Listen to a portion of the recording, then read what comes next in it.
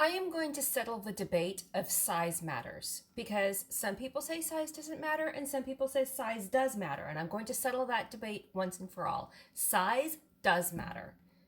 And let's get your mind out of the gutter and let's talk about why and what we're talking about. We're actually talking about O2 absorbers. When you go to fill a jar, size matters. The size of the cc's that the O2 absorbers are, like 150, 200, 300, 500, the size matters. Why? Because your jar has a capacity that holds air, and in air is a certain percentage of oxygen. If you remove the oxygen, you can't have life form. So if you don't have life form, your food is better longer, right? I like this idea because I love to eat. Have you not been able to tell lately? Moving on. What I love about PackFresh USA is one, their products. Their shipping is fast and amazing. Their Mylar bags are superior, and trust me, I've tested. They're superior. And they want you to succeed in everything. So right here they have container size. Now this is a half-gallon mason jar, and you would think I could fit a 300 cc in there and I would be done, right? You could think, but look at this. If you have a half-gallon mason jar, depending upon what's in there, if you have pinto beans or some kind of beans or rice, you only need a 150 cc. If you have flour, flax meal, instant mixes, powders, coffee, beans, that would be a 200 cc. And your 300 cc would come in if it was pasta, cereal, instant potatoes, oatmeal, barley, dried corn. That would be when you would use your 300 cc. Now, why is the size so important? Because each size literally has a price tag to it. The higher up, the more expensive they are.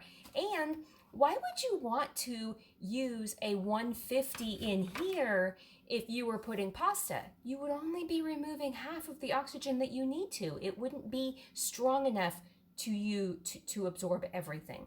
But you could use a 300 just to be extra careful, and that's actually what I'm doing. Because I have Vital Wheat gluten in here right now, I am choosing to use the 300.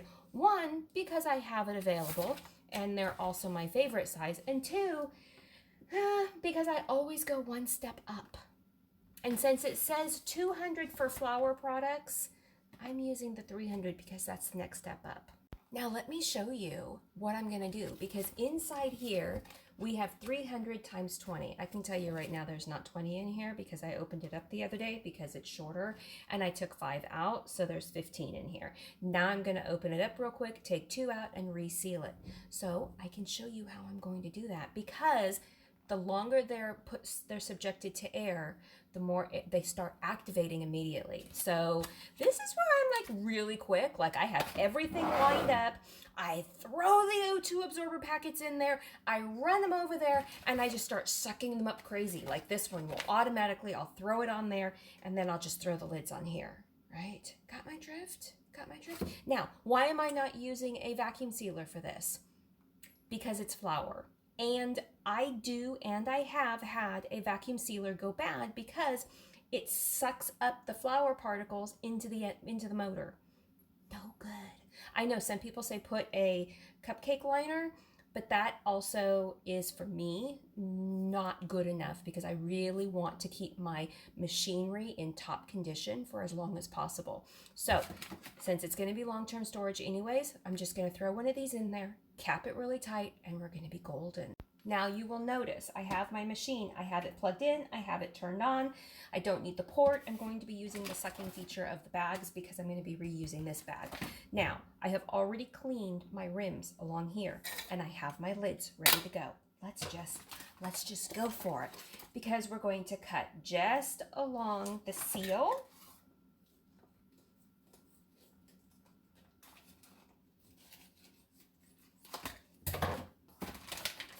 We're going to remove 1 and 2.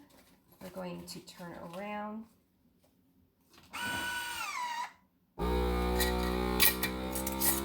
Brand new lids for this.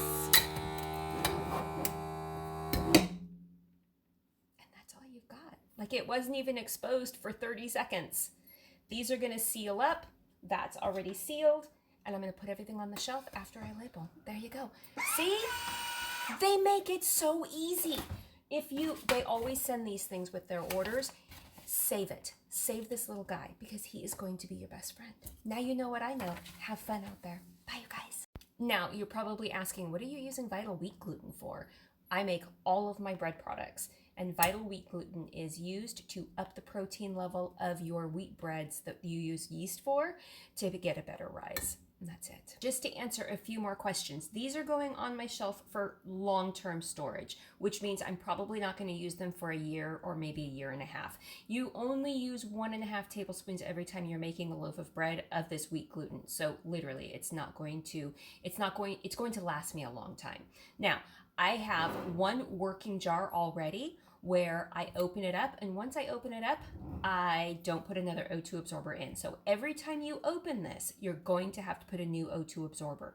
So when I open this one, I will divide it into 2-quart jars, and I will put some in my working container that is in my pantry in the house. And then I will put O2 absorbers in smaller ones in each jar, seal those up, and put those back on the shelf. Now, why don't I store them all in smaller jars? Because that would use way more smaller jars. This way, I'm just using large jars. And that's the way I roll. That's the way I roll. We all roll differently, right? This is me. You guys have fun out there.